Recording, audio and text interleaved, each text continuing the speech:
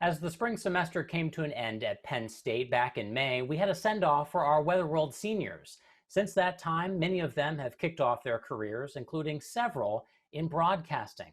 Tonight, we're going to check in with some of those familiar faces. Please welcome back to the show Matt Hoenig from WGME in Portland, Maine, Matt Yarosewick from WNDU in South Bend, Indiana, Mike Susko from KNWA in Fayetteville, Arkansas, and Joe Speir from WGXA in Macon, Georgia. Welcome, gentlemen.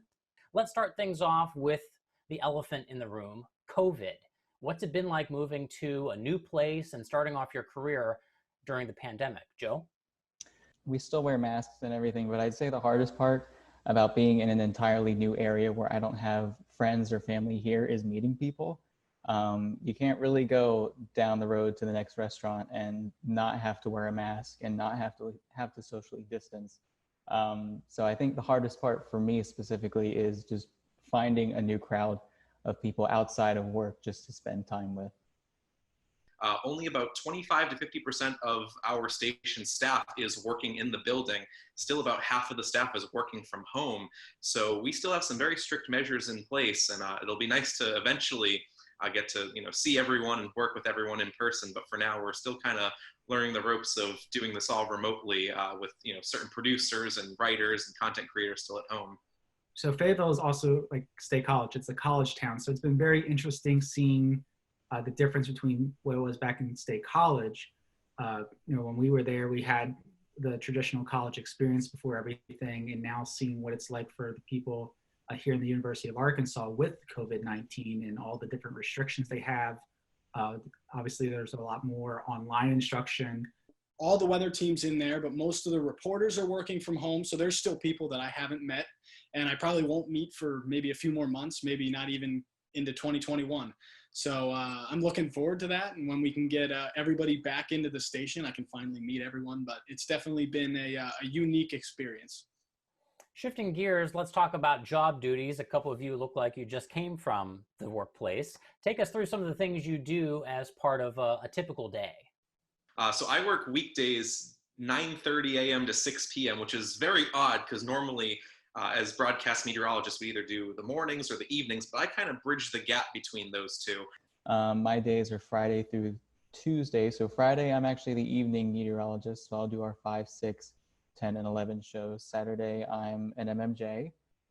So I spend my day interviewing, getting video. Sunday, I go back to weather, but I just do our 10 o'clock show. And then Monday and Tuesday, I'm a solid reporter. So I use my skills here from Penn State to make little packages and features. Do a show called Ag Day, and it's a nationally syndicated broadcast. We record it the night before or the day before. Some of the map analysis and everything that we do at Penn State really helps there because I get to draw maps every single day.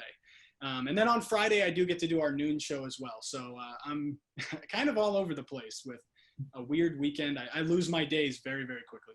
What are some ways that Penn State did prepare you for this career? I know, Joe, you had mentioned, the reporting stories that you do and the map analysis. What are some other things that helped you prepare? Yeah, so the reporting aspect, specifically with Weatherworld, when we would have to make student features, either with classes, that was a really big boost. Because otherwise I would have showed up to work and said, I don't know how to do this. Perhaps the biggest advantage that we got from Penn State was knowing those graphics, inside out, and being able to do a lot of different things that a lot of people, if they never used it before, it takes them their first job to learn the graphics. We were fortunate enough where we had that experience. The whole timing aspect, because that was a huge thing. I was actually really scared when Rob approached me about Weatherworld, and he was like, we record this and it's going to be live. So we have one take. And I was so scared because he was like, listen, this is one take. So if we mess up, whatever, that's it. It was an easy transition having this experience. And Penn State is just that. We are a family because everybody wants to help everybody step up to that next level. Think about one thing that you were surprised to encounter when you first started at your new job. One thing I was very surprised about is, with Weather World, we have very weather savvy viewers. I would argue that we actually have more weather savvy viewers here in Fayetteville. Forecasting in the Northeast and New England, it can be quite challenging. And if you miss a forecast, you are going to hear about it. So I think that's a great thing in terms of, the residents of Maine wanting, the best from their local news. We get a lot more thunderstorms out here than we did back in Eastern Pennsylvania. And at one point, I think it was like 2 o'clock in the morning, we were under a severe thunderstorm warning.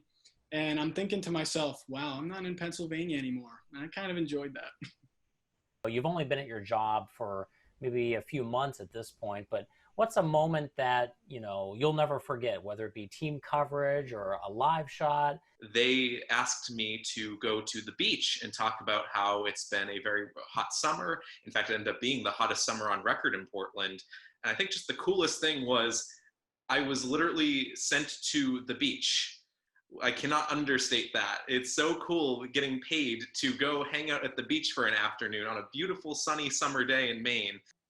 Yeah, I think one of my most memorable moments was also a live shot that I did. I had been on TV and camera before as the meteorologist, but I got pulled aside to do a live shot about buses that were going around, and we were out there, and it was a great time. I mean, it was super sunny, so I was a little sweaty, got a little shine on me.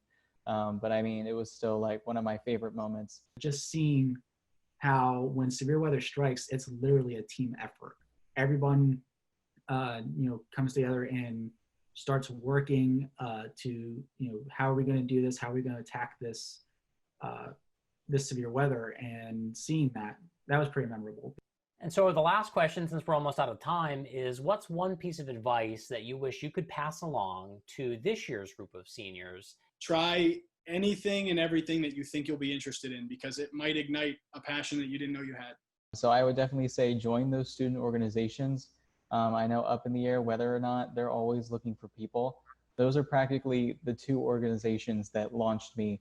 Don't be afraid to make connections. You never know, just from that one conversation or that one interaction, if that's going to lead to something bigger in the future. You make lifelong friends sometimes when you join these organizations, just not the experience. So take advantage of it as much as you can. Gentlemen, we are out of time. We could go on all night, but we've got to wrap things up. Thanks so much for joining us this evening. We miss you here at Weather World, but I can't tell you how good it is to see your faces again, but also hear of your successes at your stations. Matt Hoenig, Mike Susko, Joe Speir, Matt Yarosewick, thanks very much. And we will be back in a moment with a recap of your short-range forecast.